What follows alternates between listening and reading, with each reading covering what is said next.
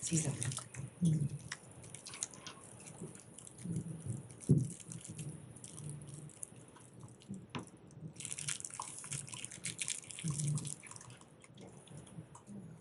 First group. Yeah, nice pink. So much, which makes it really interesting.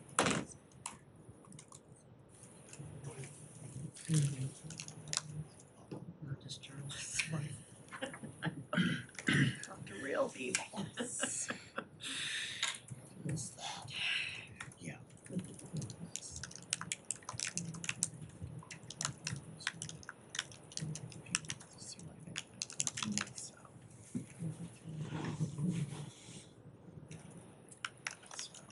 Yeah, maybe, I don't know.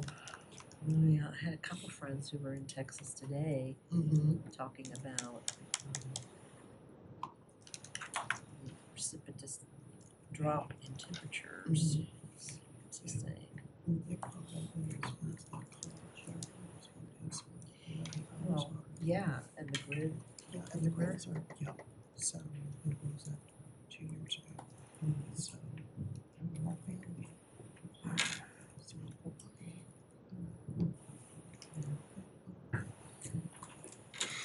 two years ago, we had that deep,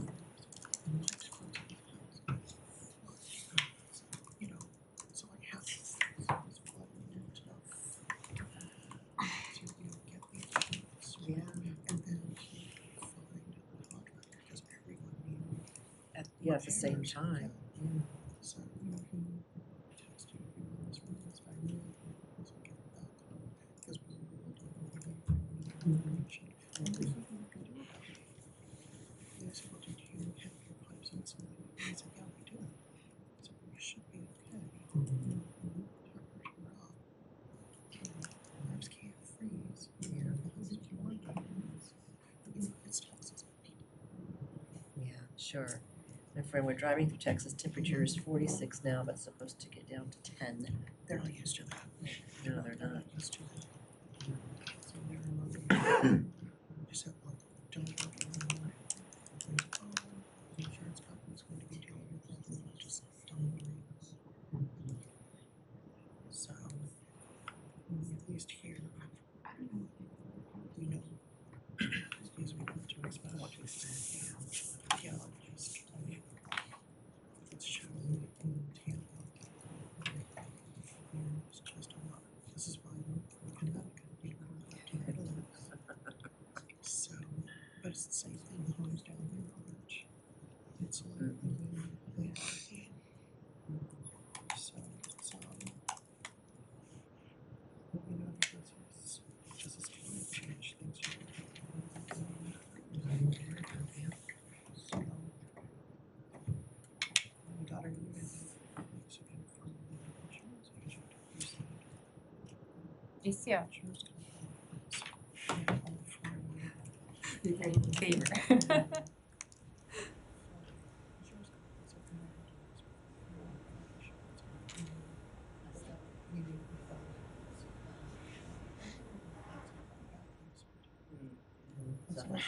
so there's a chance.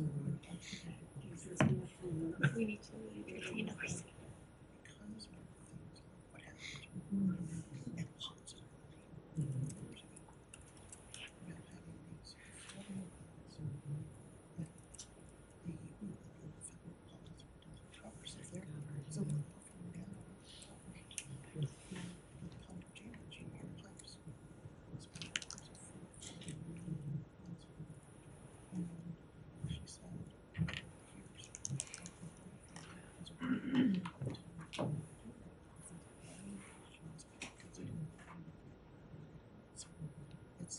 it's like a Medicare. There's that donut hole. This guy was a donut. I see, okay. It's a compliment. Yeah, so it's a compliment. And I said, I think for $4 a month, You can swing it. I can swing it, and then I have to use the federal.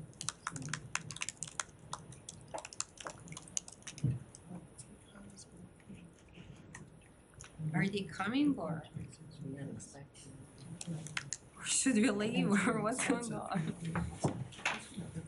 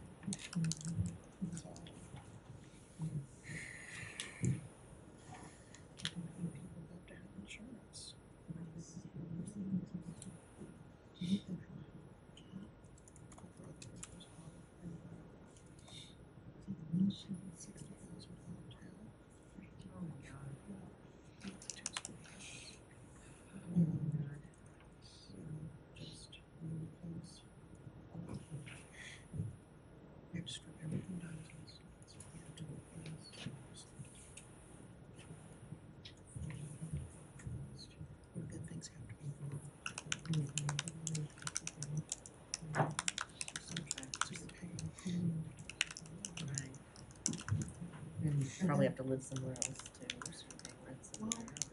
Fortunately, their house is big enough for one husband on one You could side, live in one part. and the other half, the side that had no drainage.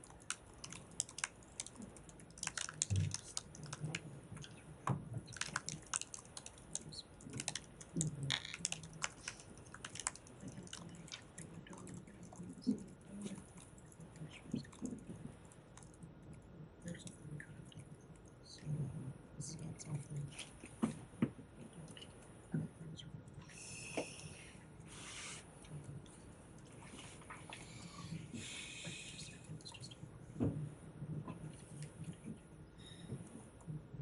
So,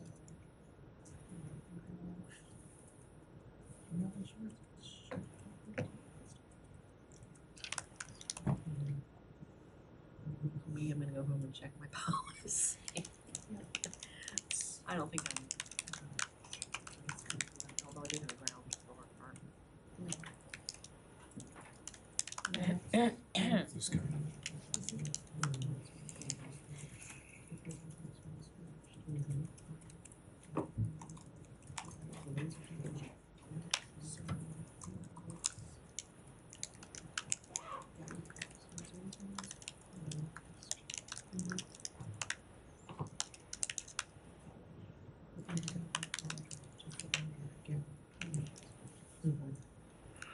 No, that price, sure.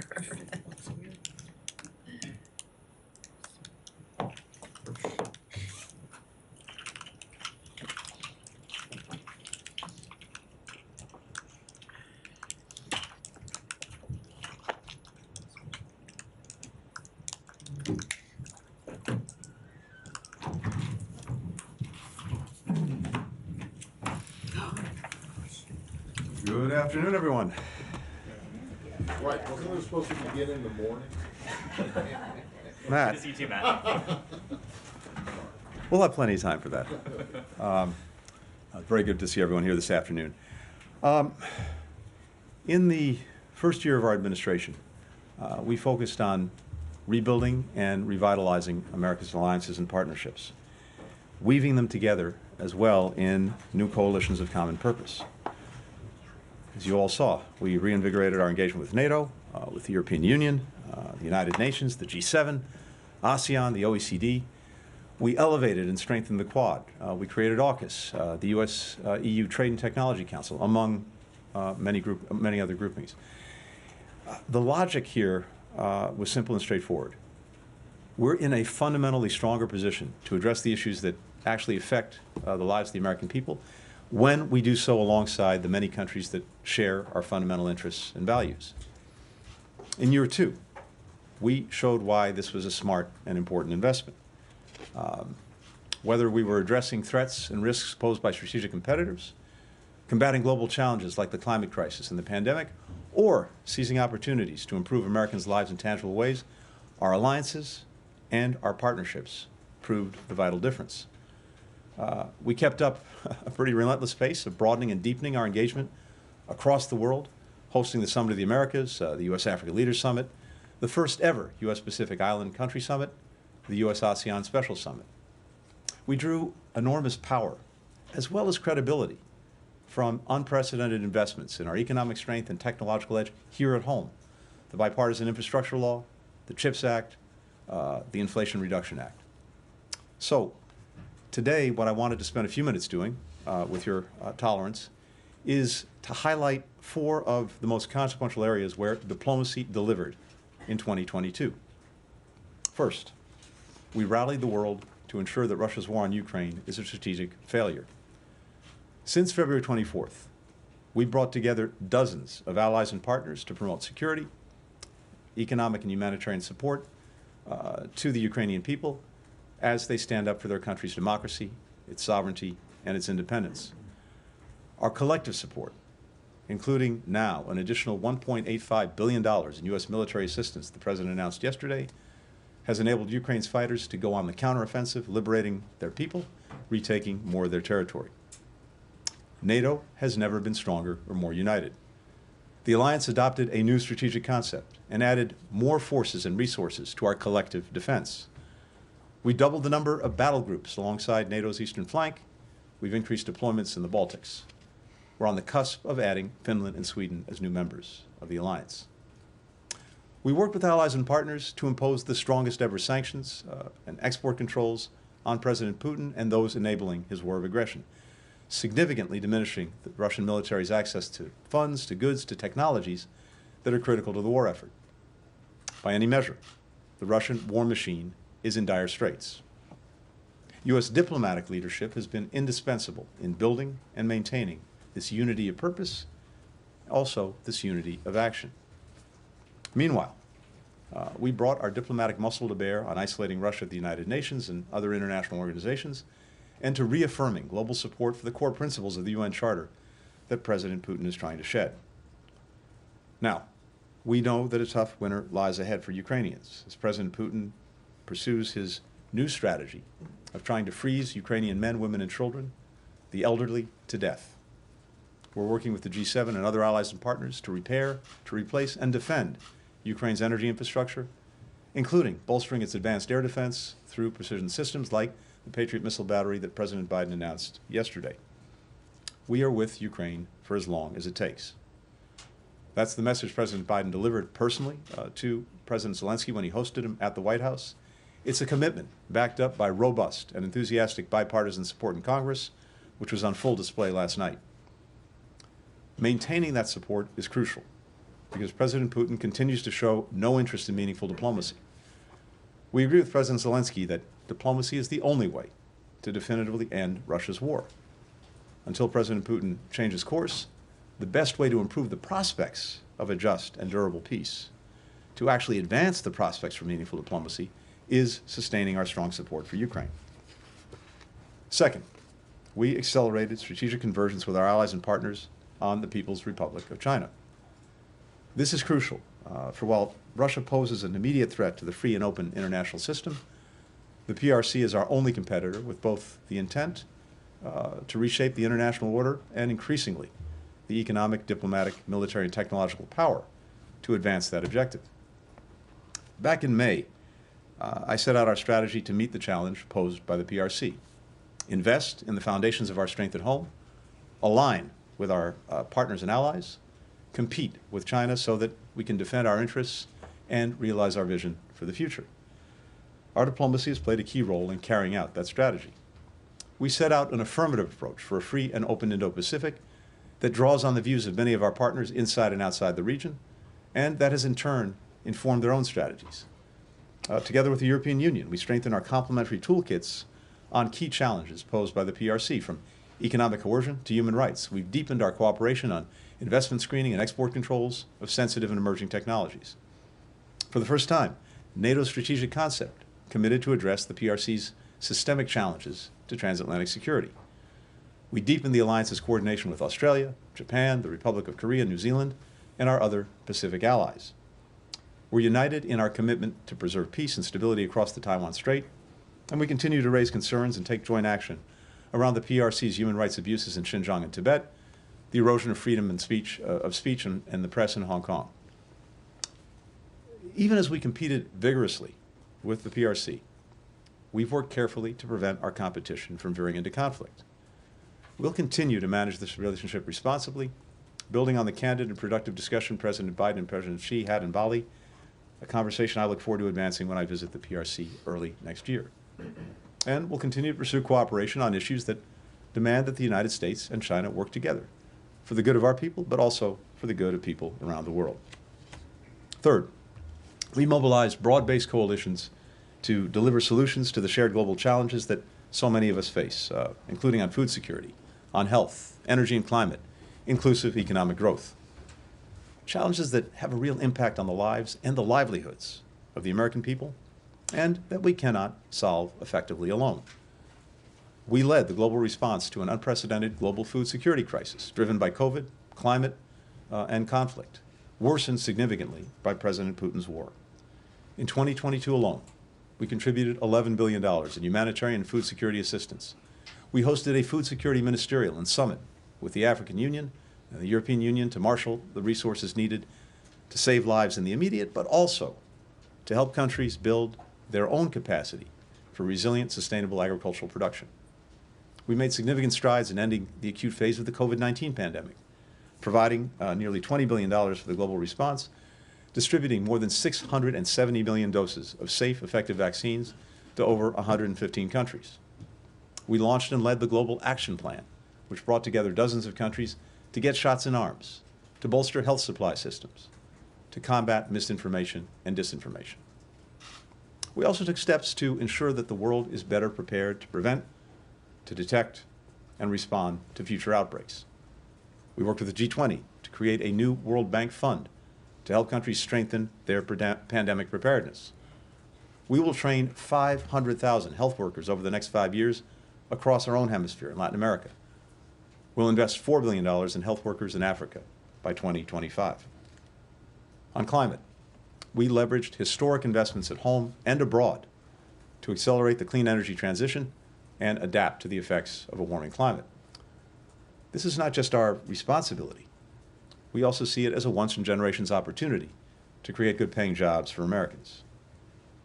We forged new regional partnerships to make our economies more resilient, more sustainable, more prosperous, more inclusive, including the Indo-Pacific Economic Framework for Prosperity, whose members represent 40% of global GDP, and the Americas Partnership for Economic Prosperity. Together with the G7, we launched the $600 billion Partnership for Global Infrastructure and Investment, or PGII, to develop a high-standard, transparent alternative for infrastructure investment in low- and middle-income countries. Fourth, we used the power of American diplomacy to advance peace and prevent and mitigate conflict.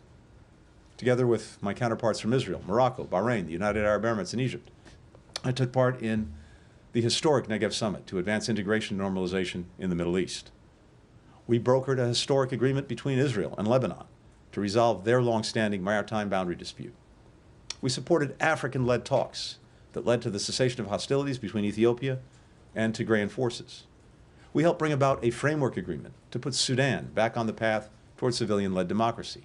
We helped secure and later extend a truce in the Yemen conflict. And we brought home unjustly detained Americans from Russia, Iran, Venezuela, Burma, Afghanistan, Haiti, and other countries. We will keep working every single day to bring home Americans who are wrongfully detained around the world while taking steps to deter and prevent this abhorrent practice going forward. As we look ahead to 2023, we will continue to use all of our diplomatic tools to drive these priorities and many others, including maintaining our commitment to the people of Afghanistan, particularly those who supported the U.S. mission there over 20 years, as well as to stand up for the rights of women and girls. We will also be intensely focused on coordinating international efforts to combat the scourge of fentanyl and other synthetic drugs. Now, I focused a lot on how we've worked with allies and partners in 2022 to confront today's biggest challenges. But even as we did that, we also took major steps here in this building to ensure that the State Department is positioned and empowered to meet today's challenges and tomorrow's. We launched a new Bureau for Cyberspace and Digital Policy. We notified Congress of our intent to create a new Bureau on Global Health Security and Diplomacy. We stood up a China House to lead the development and coordination of our policy toward the PRC. We expanded our diplomatic presence in the Indo-Pacific and brought on the biggest cohort of foreign and civil service officers in over a decade. And we made significant strides toward attracting and retaining a workforce that reflects one of our nation's greatest strengths, our diversity. Before I conclude, I want to acknowledge the we behind all of the hard-earned progress that we've made. That starts with the individuals who make up the Department of State, particularly our foreign and civil service officers, our locally employed staff. They're the ones who executed on this vision, day in, day out. And not just on the issues that I highlighted today, but across every facet of our foreign policy, working together with our colleagues from across the U.S. government, working as well with our foreign partners. I could not be prouder of my teammates. I also couldn't be more humbled by the opportunity to serve alongside them. To all of them, to their families, whose love and support and sacrifice allows them to provide this service, I simply want to say thank you. I also want to thank Congress for its partnership. By our count, the department had more than 3,200 briefings, meetings, and calls with Congress over the past year. I personally participated in more than 60 of those. I'm especially grateful to members of both parties who've worked with us to confirm 91 nominees this year, a tally that we hope to add to in the weeks ahead. Because when we have our team on the field, we deliver. Finally, I'd like to thank all of you, the members of our press corps. The work that you do is indispensable to our democracy. And while it's not always easy answering your questions, the accurate information that you provide is a public good. It's as basic and as simple as that. It helps our citizens understand the forces that are shaping their lives. It empowers them to engage meaningfully in their communities, their country, the world.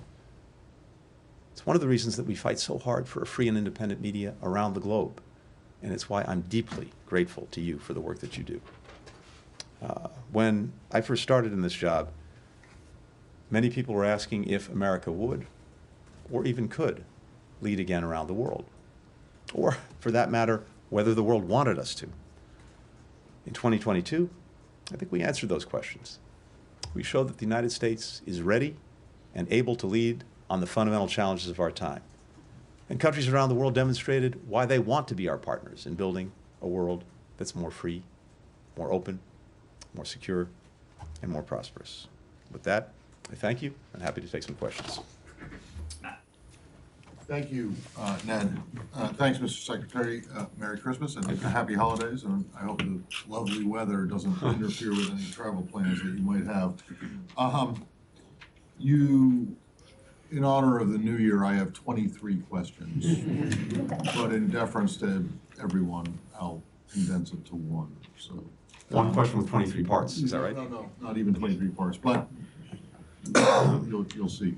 So, in your year in review of 2022, you mentioned a number of issues: Russia, China, Afghanistan. You didn't mention Iran and North Korea, which were big issues this year and will continue to be, along with those other three. So, when you talk about these challenges, which we're facing, which you're going to face in the upcoming year, you often say that the ball is in their court. That you've made a proposal, they need to respond. I'm wondering if there are any Russia, China, Iran, North Korea, Afghanistan, in which you could see the ball being in your court. In other words, are there any of them in which you can see the administration making fresh, new initiatives or proposing new ideas to resolve some of these problems, which are, dramatic to say the least? Thanks, Matt, very much. First, I think it's fair to say, to atrociously mix a metaphor, that the ball's been in our court and we've been running with it. By which I mean this: take Russia, Ukraine. From the outset of this aggression, from even before the conflict, we were very clear, including with the Russians, that if they proceeded with the aggression, we would do three things. We would work day in, day out to support Ukraine and rally the world to do the same. We would impose severe costs on Russia for its actions. We would strengthen the alliance that we have to defend us and defend our partners in Europe, NATO. We have done, and we continue to do, day in, day out, exactly what we said. And that's not sitting back and waiting for someone to hit the ball at us. It is us every single day with our diplomacy, because this stuff doesn't just happen, making good on those commitments. When it comes to China, one of the things that we set out to do, and it's laid out in our strategy, as I said, was both to invest in ourselves, to align with our allies and partners, and then to compete vigorously where we disagree. And that's exactly what we've done and what we continue to do every single day. The convergence that we built, the convergence that is stronger and greater than any time that I've seen it between the United States and Europe, the United States and Asia, and increasingly countries around the world on how to approach the challenges that China poses, that's what we're working on every single day. And as I mentioned a few minutes ago, in area after area, we are more aligned than we've been. We're approaching this in similar ways, often the same ways. And again, that is the product of active proactive, engaged American diplomacy. I could go down the board. The common denominator here is that in all of these areas, we have been running with the ball. But it started with something that remains to me foundational, and that was the decision that we made at the President's instruction on day one to reinvigorate, to re-energize, to rejuvenate, to re-engage, and in some cases to reinvent these alliances and partnerships. The fundamental premise that we have is one, and you've heard me say this a bunch of times, but it bears repeating. One, the world doesn't organize itself. And if we are not out there, if the United States is not out there leading, engaging, helping to do the organizing, then either someone else is going to do it or no one does it. Either way, probably not good for us. But second, and the flip side of the same coin, is that virtually all of these problems, to be effectively resolved, require other countries in on the deal, require us to coordinate, to cooperate. That's where American diplomacy has been playing a leading role. Every single one of these issues. And again, when it comes to other issues that you've mentioned, Iran, North Korea, et cetera, we've not been sitting back. We've been leaning in. But ultimately, other countries have to make decisions about what they're going to do or not do. We continue to believe, for example, on Iran's nuclear program, that the best way to deal with this challenge, to deal with this threat, is through diplomacy. We've been engaged in intense diplomacy. But if Iran is not willing or able to do what's necessary to get back into compliance, well, that's part of the equation too. Michelle. Yeah, I want to pick up on this issue of alliances because the Biden administration came under a lot of criticism, including from allies, for its handling of the withdrawal from Afghanistan. I wonder if there were lessons learned that have been useful to you in managing these alliances now and dealing with Russia and China. And then also, just briefly, what, if anything, can the U.S. do now to support the women of Afghanistan? So second part first. The decision that we just heard come from the Taliban on denying opportunities for women to go to universities, girls to go to school. I think what you've already heard is a chorus of condemnation from around the world, and not only from us, but from countries, virtually every continent, including Muslim countries, which I think is in and of itself important and powerful. What they've done is to try to sentence Afghan women and girls to a dark future without opportunity. And the bottom line is that no country is going to be able to succeed, much less thrive, if it denies half its population the opportunity to contribute. And to be clear, and we're engaged with other countries on this right now, there are going to be costs if this is not reversed, if this is not changed. I'm not going to detail them today, but we will pursue them in coordination with allies and partners. And I can tell you as well that any prospect that the Taliban seeks for improved relations with the world, with the international community, which is something that they want and we know that they need, that is not going to happen if they continue on this course. More broadly, when it comes to Afghanistan, of course, as we've said, we have to learn the lessons of Afghanistan over the 20 years of the mission there, as well as the last year. I have to say, and if you go back and look at, for example, what the NATO Secretary General said and others have said, our consultations with allies and partners on Afghanistan in the moment were sustained, they were intense, and we strongly took note of everything that we heard from allies and partners in advance of the decisions that President Biden made and that we made. So I think this notion that that we hear from some about a lack of consultation is actually not borne out by the facts and also not borne out by what many of our allies and partners have said.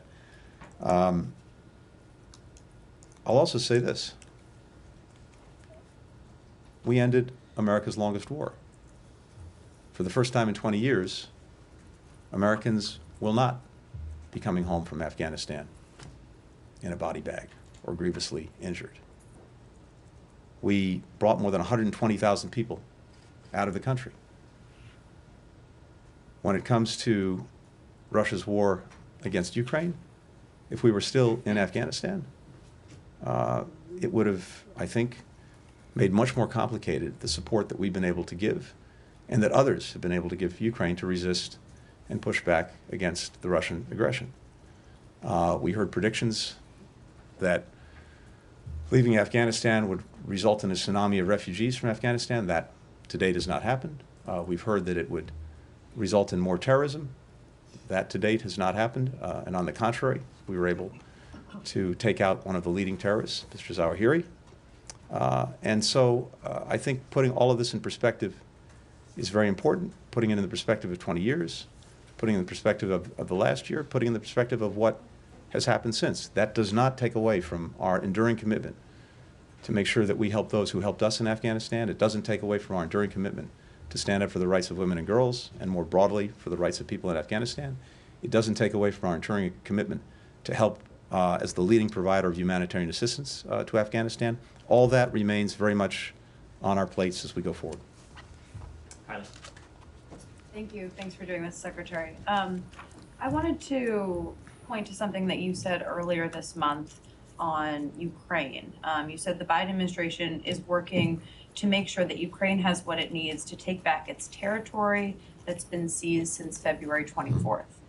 I'm wondering if you had a sense in the private discussions with President Zelensky yesterday, if that's something that Ukraine could agree to as an end state, because it does seem at odds with what Zelensky stated as what a just peace would look like. And then we just heard from the NSC's John Kirby that Biden's team is going to work with President Zelensky's team on looking at that peace proposal that they put forth. I'm wondering what the goal of that review is. Do you want to put forth a renewed peace plan that has the backing of the U.S. alongside Ukraine? Good. Thanks, Holly, very much.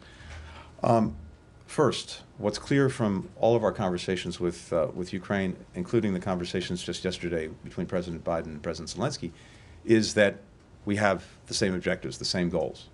A free, an independent, a prosperous, a democratic Ukraine. One that demonstrates that the principles of the United Nations Charter are being upheld, including on territorial integrity and sovereignty and independence, and that's something the President reiterated yesterday. We've also been very clear that fundamentally these decisions are for Ukrainians to make.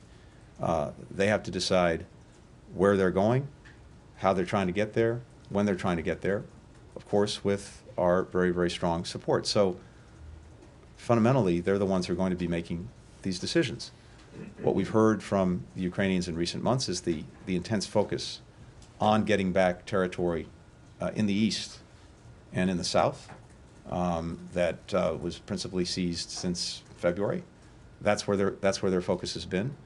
But that doesn't prejudge in any way where this goes, where it settles. Again, these are decisions for them to make. What we want, and what many other countries around the world want, is a peace ultimately that, as we've said, is just and durable. And by just, one that doesn't simply ratify another country seizing by force the territory of another. Durable in the sense that we want to make sure that it holds, and that we're not simply putting Ukraine in a position where Russia is going to repeat what it did a month, 6 months, a year later. All of those elements are very important in what we factor in. When it comes to the peace proposal, I think here's what's important. President Zelensky has made repeatedly clear that this is going to end when it ends, through diplomacy, through a negotiation. And he's put forward some ideas, some principles, some particular issues around which hopefully countries can come together to try to advance that proposition. But fundamentally, right now, Russia has shown no interest in meaningful diplomacy, in meaningfully engaging to bring this war to an end. As President Biden said, that could happen tomorrow if Putin withdrew his forces, but that's not going to happen. And in the absence of that, we have to see some meaningful evidence that Russia is prepared to actually negotiate, and negotiate, again, a just and durable peace. We just haven't seen that. In our judgment, the best way to actually advance getting to that day is to sustain our support for Ukraine, to make sure that it does well on the battlefield, that it continues to have the support it needs to sustain itself against the Russian onslaught, including against its energy infrastructure, as well as economic support. That is what is most likely to speed up the day when President Putin comes to the conclusion that what he's engaged in is futile and that it's time for a genuine negotiation. I think President Zelensky's proposals are a good start at that. We're talking to countries around the world about those proposals. They're things that everyone should be able to, in one way or another, to rally to. What's the goal of reviewing Uh, the peace Kylie, plan they we'll put move forward, around and a how bit. long will that take? Myra, go ahead. Well, I'm sorry, what's? How long is it gonna take for Biden administration officials to work with Zelensky's team to review that proposal? Well, I don't want to put a timeline on anything, but I can just tell you that we're looking at what he's put forward. I was just on the I was going to say on the phone, on the video with our G7 partners this morning, and this is one of the things that we talked about. So I think countries around the world are looking at this, and they're seeing that, again, Ukrainians look, no one wants peace more than President Zelensky and the people of Ukraine. They're the ones who are suffering from the aggression. But it has to be just, and it has to be durable. Thank you, Ned. Hello, Mr. Secretary. I just want to go to China. So at the moment, there is an uncontrolled COVID outbreak there since the reversal of their zero COVID policy. And many countries, including the United States, have expressed concern over it, and they said they could help. I just want to zero in on that. Has the United States, in recent weeks, or since the reversal of policy, offered China to provide them with vaccines? What was the response? And since the authorities there have changed the criteria to calculate COVID deaths, how accurate do you find China's official figures on casualties? Thanks. First, let me say this. We want to see China get this outbreak under control for 3 reasons. First, we don't want to see people anywhere suffering from COVID, whether it's illness, whether it's death. We want to see that come to an end wherever it's happening, including in China. Second, anytime the virus is spreading or is moving around, there is the possibility that a new variant develops, that variant spreads even further, and it comes and hits us or hits other countries around the world. So we have a clear interest in that. And then, as we've seen, there are clear implications for the global economy, with China being shut down because of COVID. So on all of those levels, a basic humanitarian level, the concern for everyone's health, as well as for the global economy, it's profoundly in our interest that China do what's necessary to get ahead of this. At the same time, it's also very important for all countries, including China, to focus on people getting vaccinated, making testing and treatment available, and, importantly, sharing information with the world about what they're experiencing. Again, because it has implications not just for China, but for the entire world. So we would like to see that happening. We're the largest donor of vaccines, as you know. We're prepared to continue to support people around the world, including in China, with this and with other COVID-related health support. China's not asked to date for that help, but again, we're fully prepared to provide assistance to anyone who asks for it if they think it's useful. Farhad. Thank you, Secretary, for taking my question. You just mentioned right now that for the Iran nuclear deal, diplomacy is still the best option, while at the same time you are saying that the focus is the Iranian people asking or seeking their right. How can you, what sort of message are you sending to the Iranian people who are being repressed right now, and then the U.S. is going for a deal with the government that was the only government outside Russia that was yesterday mentioned by President Zelensky, a few meters away from here, saying that they are doing a terrorist action by providing drones. How can you add this up for the people of Iran?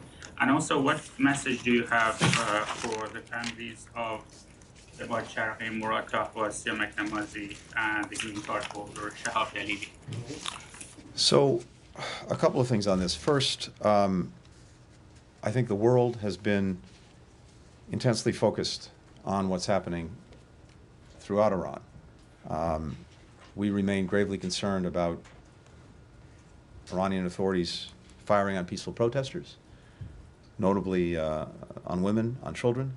We've seen mass arrests, we've seen sham trials, we've seen executions, we've seen use of sexual violence as a tool for protest suppression. Not only us, the eyes of the world have seen this. And these human rights abuses are not going and will not go without consequence. We've been working from even before this repression to sanction those who are engaged in trying to repress the Iranian people. And just yesterday, I believe, we issued new sanctions, including on the Prosecutor General of Iran. At the same time, as you've heard me discuss, we've been working to try to make sure that Iranians have in their hands the ability to communicate with each other, to remain connected with the outside world. We've been working on that, and with partners, with allies, with countries around the world, including at the United Nations. We have worked to continue to hold Iran accountable and to condemn it for its actions. So that is happening, that is ongoing, and that is the focus of so many countries around the world. At the same time, we're intensely focused on the fact that Iran has provided UAVs to Russia to prosecute its aggression against Ukraine, and in particular to attack civilian infrastructure. These Iranian drones are what is being used, among other things, to try to turn off the lights, turn off the heat, turn off the water for Ukrainians as they head into winter. And we're putting a spotlight on that, and again, trying to take actions wherever we can to disrupt that, including sanctioning the various UAV networks that Iran is engaged in. Other countries also are focused on this. We shared information at the United Nations on Iran's actions, which we see as a violation of UN Security Council Resolution 2231. We think it's a clear violation. We're urging an investigation of that. So on all of these fronts, as well as the many other areas where Iran was engaging in destabilizing activities, dangerous activities, support for terrorist groups, destabilizing actions throughout the region, we've been focused and engaged. That also does not take away from the proposition that it is profoundly in our interest that Iran not acquire a nuclear weapon. And President Biden is committed to ensuring that Iran not acquire a nuclear weapon. We've continued to believe that the most effective way, the most durable way to do that was through diplomacy. And when the JCPOA, the Iran nuclear deal, was actually enforced, it did exactly what it was designed to do. It put Iran's nuclear program in a box. It was verified not only by international inspectors, it was verified by our own people, Iran's compliance with that, including by the previous administration. And in our judgment, it was a grievous mistake to pull out of that agreement and to let Iran's nuclear program out of the box. But that's the reality that we inherited and that we've had to deal with. So on the diplomacy, again, as I said, we think that's the best solution. But despite the efforts that we've made, even as we've been pushing back against Iran's other egregious actions, despite the efforts that we've made and our partners in Europe have made, Iran has not been willing or able to do what's necessary to come back into compliance with the agreement. So we will continue to look and act on ways to make sure that one way or another, Iran does not acquire a nuclear weapon. And the families? Sure. Could I ask you about the Middle East, or elsewhere in the Middle East? There's a formation of the government in Israel, so then Benjamin Netanyahu is going to be prime minister again. You yourself gave a speech to J Street where you mentioned concerns about some potential actions, such as annexation, such as settlements. You mentioned that you're going to deal with policies, not with personalities. Nonetheless, some of the personalities in the government have called for measures like this. How is the United States going to deal with that? Is there going to be are you going to deal with these specific players in the government who may have backgrounds that are problematic? And in terms of the Arab world, the Abraham Accords, you mentioned the Negev Summit. To what extent can you leverage that to perhaps to send a message to the Israeli government? So first, I want to extend congratulations to Prime Minister Netanyahu on announcing the formation of a new government. The Knesset still has to approve it, as you know, before it can be formally sworn in. But we look forward to working with Israel to advance both the interests and the values that have long been at the heart of our relationship, and also to promoting a broader approach to try to bring equal measures of security, of opportunity, of prosperity, of dignity to Israelis and Palestinians alike. there's been no secret about our approach. And again, I reiterated that in the remarks I made to J Street just a few weeks ago. And as you noted, what I said then, what I'd repeat now, is that going forward, just as in the past, previous administrations on the Israeli side, on the American side, but previous American administrations have done, we will engage with and judge our partners in Israel on the basis of the policies they pursue, not the personalities that happen to form the government. I think we've demonstrated over successive Israeli governments and over successive American administrations, precisely because we have a rock-solid partnership and one that is committed to Israel's security, that we can have very candid conversations when we disagree. That's not going to change either. Follow up. Courtney, go ahead. Thank you. Mr. Secretary, happy holidays. Thank you. The administration has maintained its position on diplomacy with North Korea over its missile program, even as Pyongyang's provocations have increased in both frequency and severity. And now the White House has confirmed North Korea's transfer of weapons to the Wagner Group.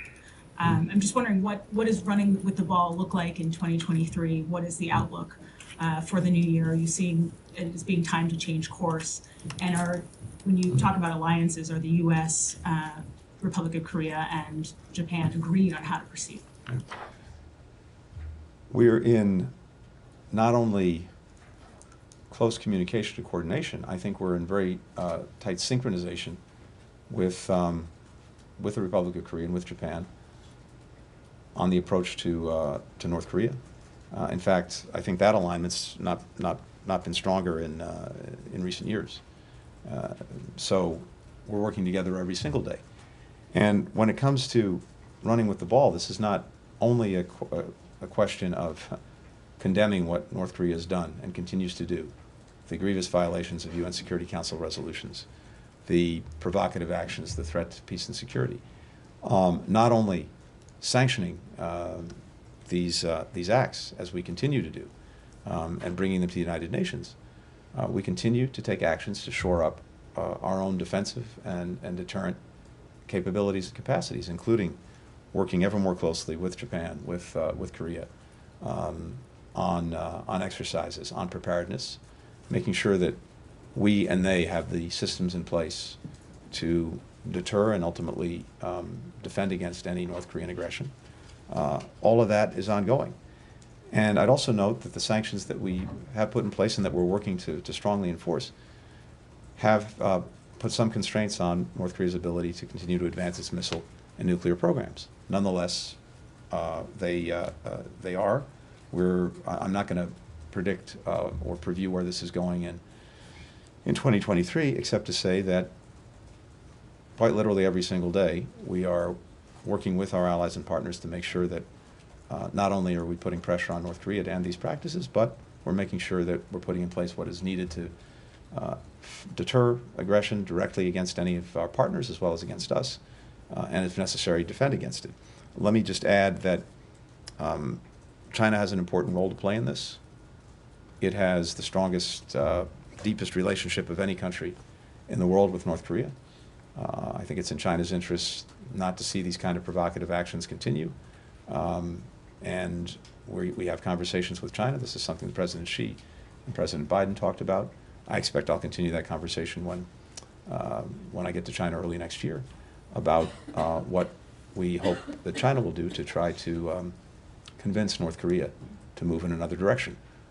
We've said very clearly, and it remains the case, that we're open to diplomacy without any preconditions.